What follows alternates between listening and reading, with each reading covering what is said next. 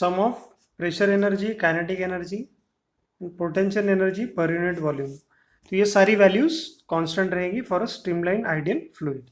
ठीक है, तो हम इसको P plus half rho v square plus rho जी एच, ये वैल्यू कांस्टेंट आएगी। तो एनर्जी पर यूनिट वॉल्यूम हमको मिला है। ठीक है, तो अगर हम इसको एनर्जी पर यूनिट मास करते हैं, ठीक है, तो क्या हो जाएगा, pressure energy divided by density, है ना,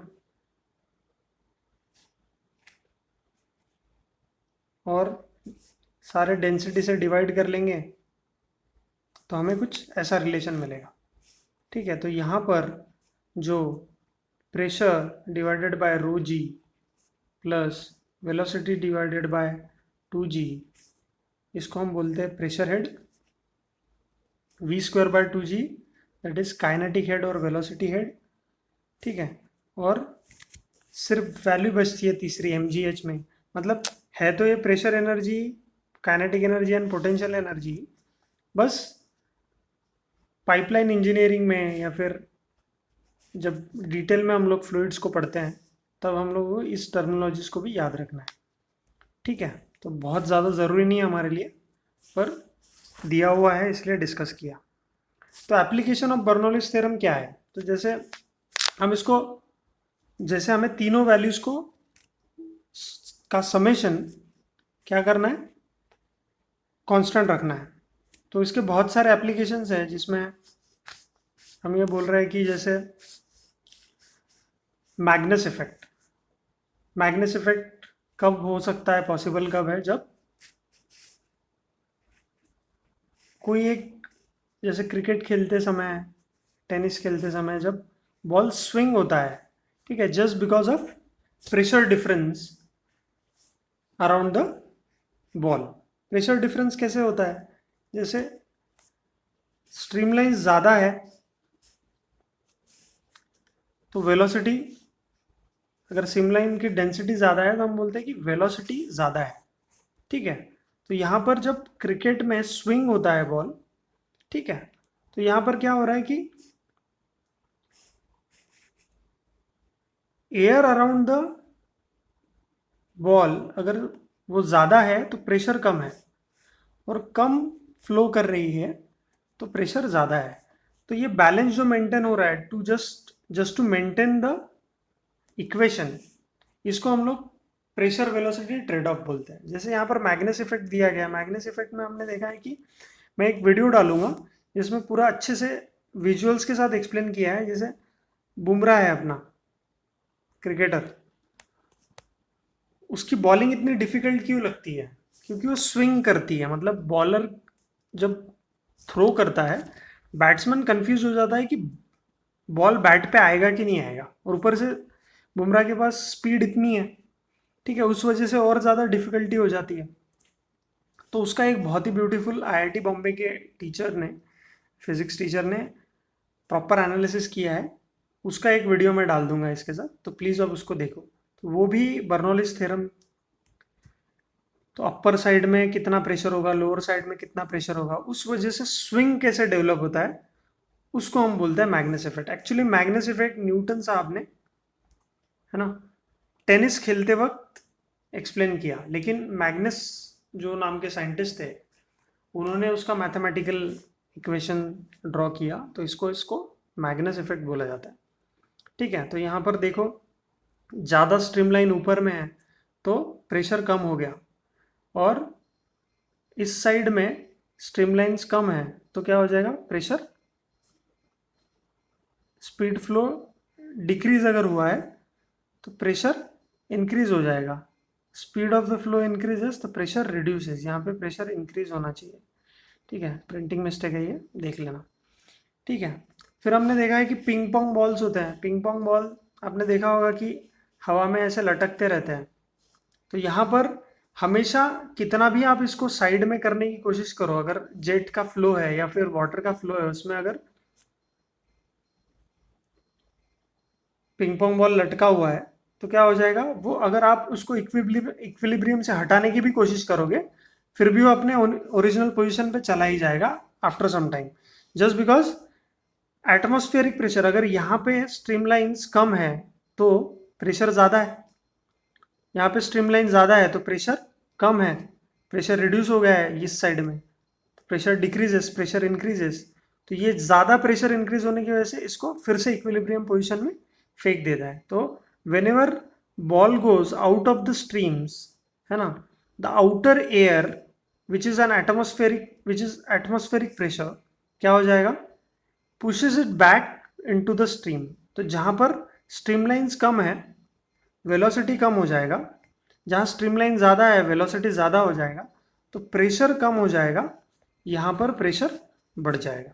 ठीक है, तो स्ट्रीमलाइंस कम, तो हम जो डिस्कशन कर रहे हैं आप डिटेल में इसको पढ़ना, लेकिन मैं बस इतना बताना चाहता हूँ कि ये बर्नौलिस का कैसे इक्वेशन है। बर्नौलिस का रिलेशन क्या है इसमें कि हमें pressure energy plus velocity plus अगर सेम हॉरिजॉन्टल लेवल पे नहीं है तो रो जी एच, इन सबका वैल्यू का समेशन कांस्टेंट रखना है। तो एक चीज जब बढ़ती है तो दूसरी चीज को बैलेंस करना पड़ेगा कम होके, ठीक है, तब जाके दोनों साइड में दोनों एंड्स पे कांस्टेंट मिलेगा वैल्यू। ठीक है, so this is an application of Bernoulli's theorem. फिर इसके अलावा एरोप्लेन में भी जैसे आपने देखा होगा कि उसका फॉइल या उसके विंग्स जो होते हैं साइड से ऐसे दिखेंगे हमें, है ना, विंग्स ऐसे दिखते हैं। तो आपने देखा होगा कि इस ये साइड थोड़ा सा बल्ज होता है, जैसे ये उसका साइड व्यू है। तो ये जो एयरफॉइल बोल रहे हैं, एरोफाइल, ये वर्क कैसे करती है, क्योंकि जब भी एरोप्लेन हवा में उड़ता है तो यहाँ पर उसके शेप के वजह से क्या हो जाएगा, शेप की वजह से एयर कर्व हो जाएगी, और कर्व की वजह से वेलोसिटी स्ट्रीमलाइंस बन जाएगी, ज़्यादा वेलोसिटी जो होगी तो प्रेशर कम हो जाएगा अपर रीजन में, ऊपर के रीजन में। और यहाँ नॉर्मल एयर अपनी नॉर्मल स्ट्रीमलाइन से फ्लो कर रही है, ज़्यादा स्पेसिंग है, ठीक है, नंबर ऑफ स्ट्रीमलाइंस कम है तो प्रेशर इंक्रीज हो जाएगा, लो स्पीड डेवलप हो जाएगी। तो इसी के वजह से प्रेशर डिफरेंस की वजह से हाई प्रेशर यहाँ पर डेवलप होगा, यहाँ लो प्रेशर डेवलप होगा, तो एरोप्लेन या फिर एयर में लिफ्ट करेगा, तो lift due to pressure difference हमको यहाँ पे मिलता है। तो ये भी सेम फंडा है। फिर आपने और एक चीज़ देखी होगी, एटोमाइजर, या फिर हम लोग इसको स्प्रे पेंट, मतलब डिओड्रेंट में भी होता है ये सब। तो इसमें क्या है कि ये एक रबर का बल्ब है जो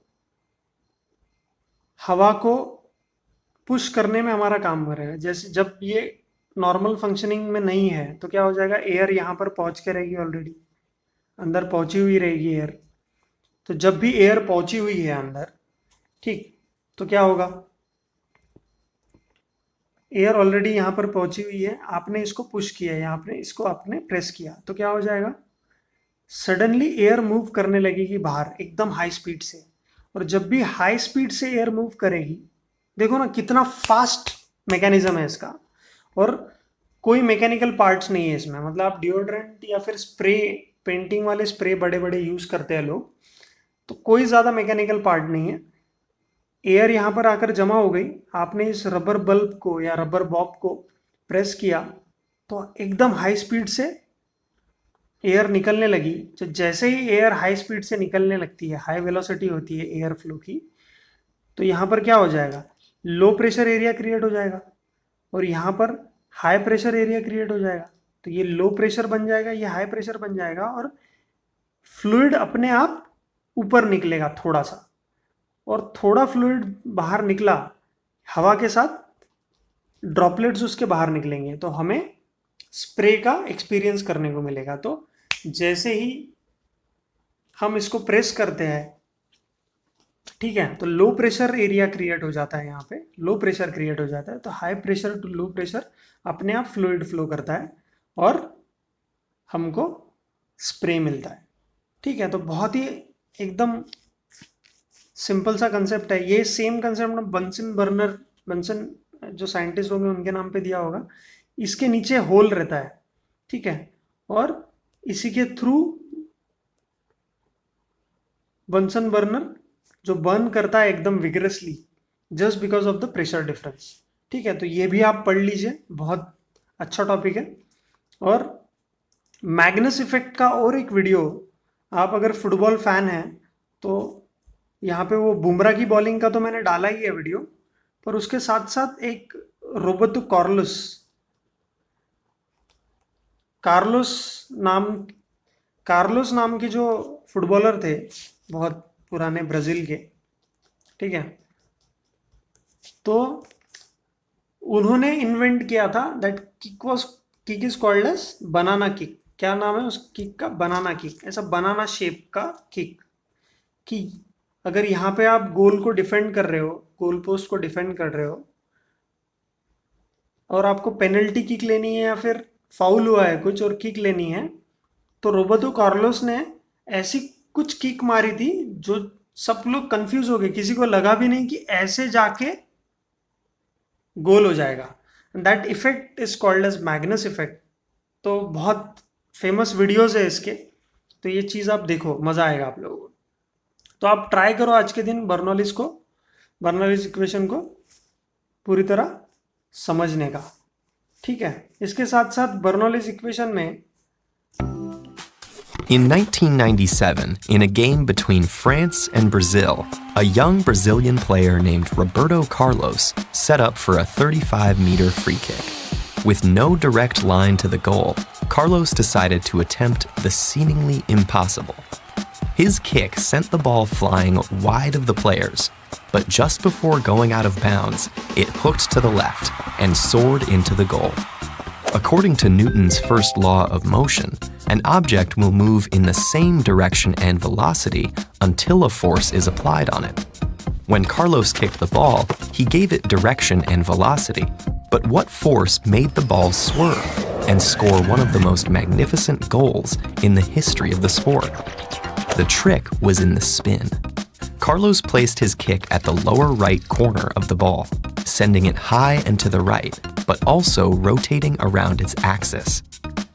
The ball started its flight in an apparently direct route, with air flowing on both sides and slowing it down. On one side, the air moved in the opposite direction to the ball's spin, causing increased pressure, while on the other side, the air moved in the same direction as the spin, creating an area of lower pressure. That difference made the ball curve towards the lower pressure zone. This phenomenon is called the Magnus effect. This type of kick, often referred to as a banana kick, is attempted regularly, and it is one of the elements that makes the beautiful game beautiful. But curving the ball with the precision needed to both bend around the wall and back into the goal is difficult. Too high and it soars over the goal. Too low and it hits the ground before curving. Too wide and it never reaches the goal. Not wide enough and the defenders intercept it. Too slow and it hooks too early or not at all. Too fast and it hooks too late. The same physics make it possible to score another apparently impossible goal, an unassisted corner kick. The Magnus effect was first documented by Sir Isaac Newton after he noticed it while playing a game of tennis back in 1670. It also applies to golf balls, frisbees, and baseballs. In every case, the same thing happens. The ball's spin creates a pressure differential in the surrounding airflow that curves it in the direction of the spin. And here's a question. Could you theoretically kick a ball hard enough to make it boomerang all the way around back to you? Sadly, no. Even if the ball didn't disintegrate on impact or hit any obstacles, as the air slowed it, the angle of its deflection would increase, causing it to spiral into smaller and smaller circles until finally stopping. And just to get that spiral, you'd have to make the ball spin over 15 times faster than Carlos's immortal kick. So good luck with that.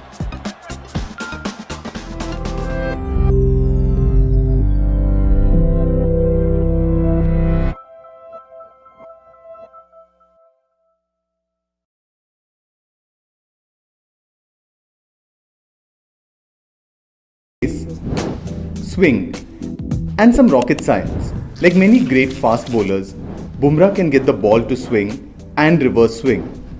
But what the Indian pacer can do is leave batsmen guessing on where the delivery will land. While a normal delivery bowled at 145 km per hour, even with swing should land at a certain location on the pitch, Bumrah can get the ball to dip at a great pace, causing the batsman to misjudge it.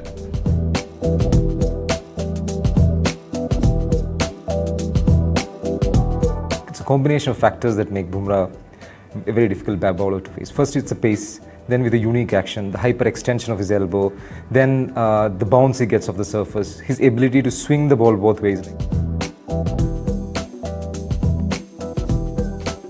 Basically, when a bowler bowls, like, it's Magnus effect is enforced. Like, whenever object is thrown at pace, there's air turbulence, and which causes, like, generally it causes topspin.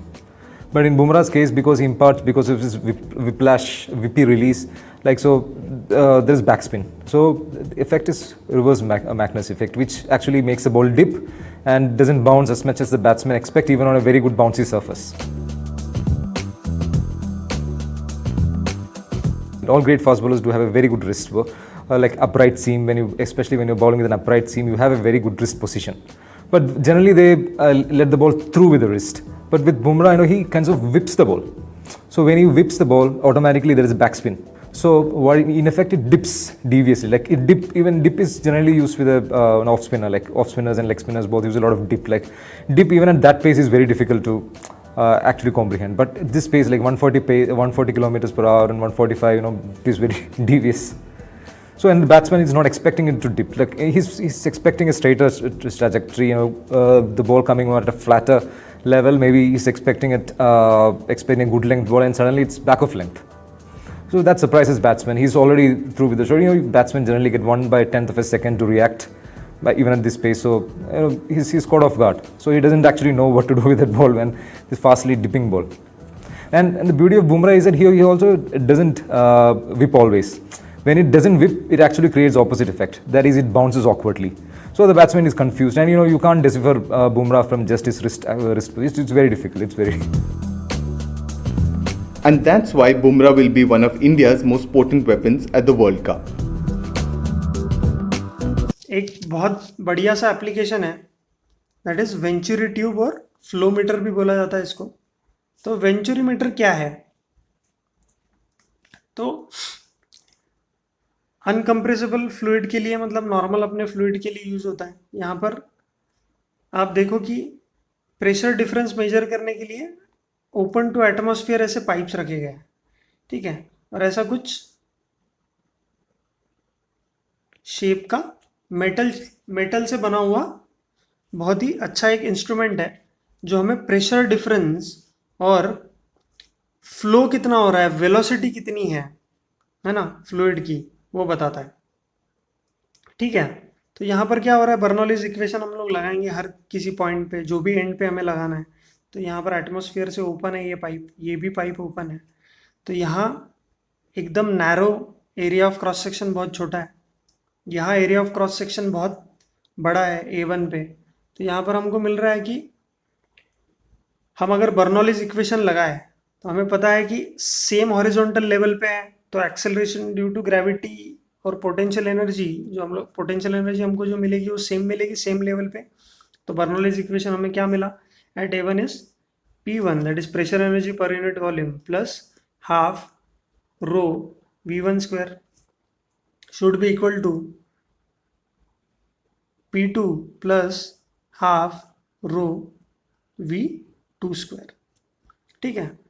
तो दोनों को equate कर दिया हमने. अब जैसे ही हमें पता है कि यहाँ पर half rho P1 plus half rho V1 निकलेंगे, और यहाँ पर P2 plus half rho V1 की वैल्यू कैसे डालेंगे यहाँ पर, क्योंकि हमने इक्वेशन ऑफ कंटिन्यूटी लगा लिया है. यहाँ पे एरिया ऑफ क्रॉस सेक्शन छोटा है, एरिया ऑफ क्रॉस सेक्शन बड़ा है. तो क्या हो जाएगा, V2 is equal to A1 by A2 into V1. ठीक है. इक्वेट करेंगे तो हमें रिलेशनशिप मिल जाएगा, उसका स्क्वायर करेंगे तो यहाँ पर वैल्यू पुट कर दी हमने, बिकॉज ऑफ इस इक्वेशन ऑफ कंटिन्यूटी. अब रिलेशनशिप क्या निकालना है, यहाँ पर प्रेशर और यहाँ पर प्रेशर कितना है. ठीक, तो जब प्रेशर डिफरेंस करेंगे तो हमें जो रिलेशनशिप मिला वो सिंपल प्रेशर रिलेशनशिप मिला, which is nothing but H rho ji. H rho G, तो यहाँ पर इन्होंने बोला है कि यहाँ पर जो एटमॉस्फेरिक प्रेशर एक्ट हो रहा है वो, and this water content in this tube, और ये जो डिफरेंस है बिटवीन द लेवल्स, लेवल का difference that is H, density of the water inside the venturimeter. तो कितना आसान है कि जो भी फ्लूइड फ्लो कर रहा है बड़े बड़े इंस्ट्रूमेंट्स में, अगर वहाँ पर वेंचुरीमीटर है तो वहाँ पर हम लोग किस पाइप में कितना प्रेशर डिफरेंस है just by the outer pipe पता कर लेंगे, क्योंकि अंदर घुस के हमको वो देखना नहीं पड़ेगा, हम बस लेवल के इस लेवल डिफरेंस को देख लेंगे, हाइट, डेंसिटी, कौन सा ऑयल यूज़ किया है, कौन सा लिक्विड यूज़ किया है वो देख लेंगे, इनटू ग्रेविटी कर देंगे, तो इससे हमें directly pressure difference different different level के पाइप पे समझ जाएगा। ठीक है, मतलब दूसरे दूसरे पाइप्स पे लेवल डिफरेंस समझ में आ जाएगा। तो बहुत ही अच्छा इंस्ट्रूमेंट है, ऐसा नहीं कि डायरेक्ट बस पाइप ही है ना। इसका बहुत ज़्यादा इंपॉर्टेंस है, आपको अगर प्रेशर डिफरेंस मिल गया तो आपका आंसर ही निकल जाएगा। तो हाइट डिफरेंस से आप इसका जो रिलेशनशिप है इनके बीच में वो इजीली निकाल सकते हो।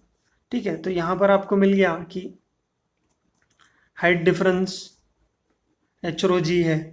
ठीक है, तो हाइट डिफरेंस P1 और P2 का आपने लिखा है यहाँ पे एच रो जी, और इसके बीच का जो रिलेशनशिप है तो आपको कितनी वेलोसिटी है वो भी मिल जाएगा, वेलोसिटी के टर्म्स में इक्वेशन मिल जाएगा।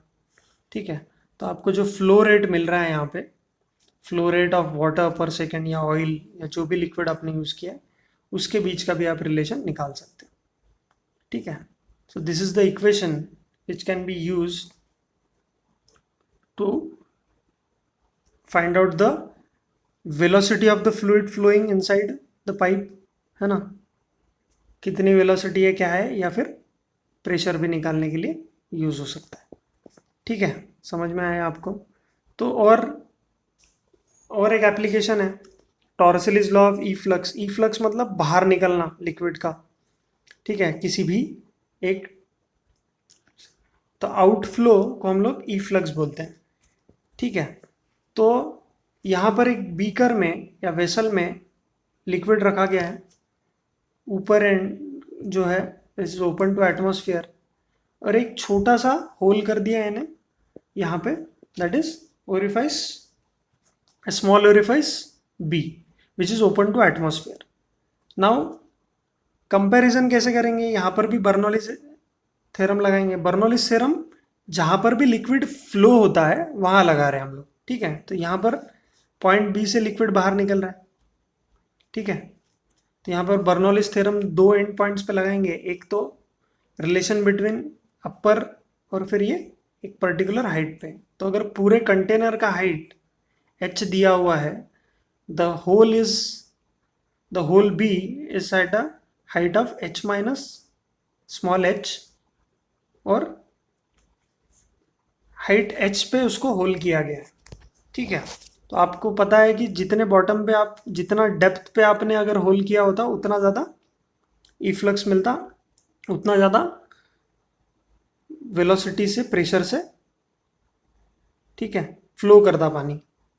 अब बर्नौलीज थ्योरम हमने लगाया है तो open to atmosphere, then at point A कितना होगा,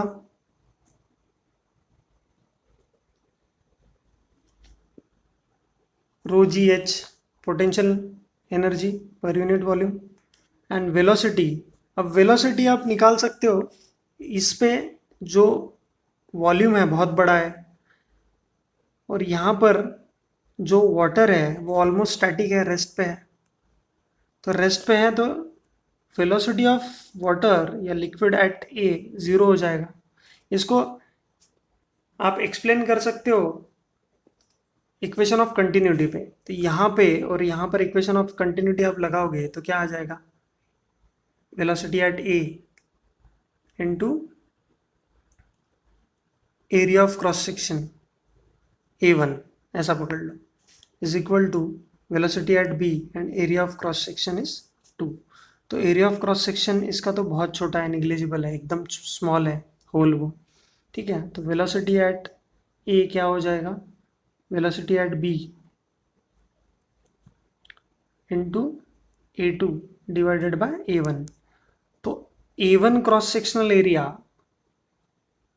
A1 क्रॉस सेक्शनल एरिया इतना बड़ा है कि एज कंपेयर टू A2 कि इसकी वैल्यू अगर जो भी होगी वो निग्लिजिबल बन जाएगी, ठीक है। तो वेलोसिटी ऑफ A 0 है और वेलोसिटी एट B कुछ वैल्यू होगी, ठीक है, क्योंकि ये बहुत स्मॉल है और ये बहुत बड़ा है। तो इक्वेशन ऑफ कंटिन्यूटी से भी आप निकाल सकते हो। तो यहाँ पर जो वैल्यूज डालेंगे इसमें आप P0 पोटेंशियल एनर्जी रो जी एच, फिर यहाँ पर जो वेलोसिटी है वी ए दैट इज़ 0, और फिर इस जगह पर जब हम लोग बर्नौलीज थ्योरम लगाएंगे तो ओपन टू एटमॉस्फेयर है इसलिए pressure energy will be atmos due to atmospheric pressure. फिर जो हाइट है, हाइट इज एच माइनस, तो ये हो जाएगा rho G capital H minus small H plus half, है ना, रो वी बी स्क्वायर, ठीक है, क्योंकि वेलोसिटी जो भी जिस वेलोसिटी से वहाँ पे फ्लूइड निकल रहा है उसकी वेलोसिटी। तो यहाँ पर जो रिलेशन बन रहा है आपका, ये तो हो गया 0 रो जी एच, और यहाँ से रो जी एच कैंसिल हो जाएगा, तो this comes out to be half rho v b square is equal to rho g small h, ठीक है। इक्वेट कर लेंगे, रो और रो कैंसिल हो गया, ठीक है, 2 इधर आ जाएगा तो v b square is equal to 2GH, ठीक है। तो v b is equal to under root of 2GH। तो यही रिलेशन मिल रहा है। तो जैसे फ्री फॉल में हमें मिलता है ना, फ्री फॉल के केस में जैसे मिलता है वही रिलेशन मिल रहा है। तो यहाँ पर लिखा भी गया है statement, the equation is same as the free fall body after falling through h depth, है ना। तो इसको हम लोग बोलते हैं टॉरिसेलिस लॉ, टॉरिसेलिस लॉ जो कि ऑफ इफ्लक्स, ठीक है। तो यहाँ पर हम लोग देखेंगे कि कितना ज़्यादा हॉरिजॉन्टल डिस्टेंस कवर करता है, ऐसे भी इक्वेशन पूछे जाते हैं। तो यहाँ पे प्रोजेक्टाइल कितना बन रहा है हमारा, कितना रेंज आ रहा है, इस रिलेशन को भी आप यूटिलाइज कर सकते हो, ठीक है। तो बहुत ज़्यादा कॉम्प्लिकेटेड नहीं है, चैप्टर बहुत ही ईजी है, ठीक है। तो प्लीज़ आप इन सब चीज़ों को पढ़िए अच्छे से, है ना। मैंने मैक्सिमम चीज़ें कवर करने की कोशिश की है, और एप्लीकेशंस आप अच्छे से पढ़ो। मैं इस वीडियो इसके साथ और 1-2 वीडियोस ऐड कर दूंगा जिससे आपको थोड़ा सा बेटर अंडरस्टैंडिंग हो, ठीक है। Please go through the notes और अच्छे से पढ़ो इसको, ठीक है। चलो, thank you so much. Recently, some friends of mine went to the Gordon Dam in Tasmania, which is 126.5 meters or 415 feet high. Then they dropped a basketball over the edge. You can see that the basketball gets pushed around a bit by the breeze, but it lands basically right below where it was dropped. Now watch what happens when they drop another basketball, but this time with a bit of backspin. Whoa, look at that go! That's incredible. You want those to get back in the water, do you? This is Brett who just threw it. I literally just dropped it with a bit of spin, like I didn't even throw it and it just took off, like we had no idea that was going to do that. And this is where I come in. The basketball was subject to the Magnus effect, which affects all rotating balls or cylinders as they fly through the air. And it works like this. As the basketball picks up speed, air on the front side of the ball is going in the same direction as its spin, and therefore it gets dragged along with the ball and deflected back. Air on the other side is moving opposite to the ball spin, so the flow separates from the ball instead of getting deflected. The net result is the ball pushes air one way, so the air applies an equal force on the ball the other way. And this is known as the Magnus effect, named after Heinrich Gustav Magnus, who described it in 1852. Of course, Isaac Newton beat him to it by nearly 200 years, describing the flight of tennis balls at Cambridge College. But, you know, he's got enough stuff named after him. This effect is very important in sports like tennis, soccer, and golf. But could it have non-sport applications? Perhaps. This is a sailboat. I know it doesn't look like a sailboat, but those aren't chimneys. They are spinning cylinders called Flettner rotors, and they take the place of the sails. They deflect crosswinds using the Magnus effect to propel the ship forwards. And this is a plane with spinning cylinders instead of wings. Using the Magnus effect, the cylinders actually generate more lift than traditional wings. However, they also generate way more drag, making them impractical. This plane only flew once, and then it crashed. But the Magnus effect is making a comeback. Here is an experimental rotor wing aircraft which generates all its lift from spinning cylinders. And this is the E-Ship 1, which uses 4 spinning cylinders, that's 4 Flettner rotors, to increase its efficiency and reduce the amount of diesel it burns. So in the future, the Magnus effect may help more than just basketballs fly. Oh, look at that go! Now, the real reason my friends from How Ridiculous were at the dam was to set the world record for the highest basket ever scored. So go check out their channel and the video and subscribe to them for more epic trick shots.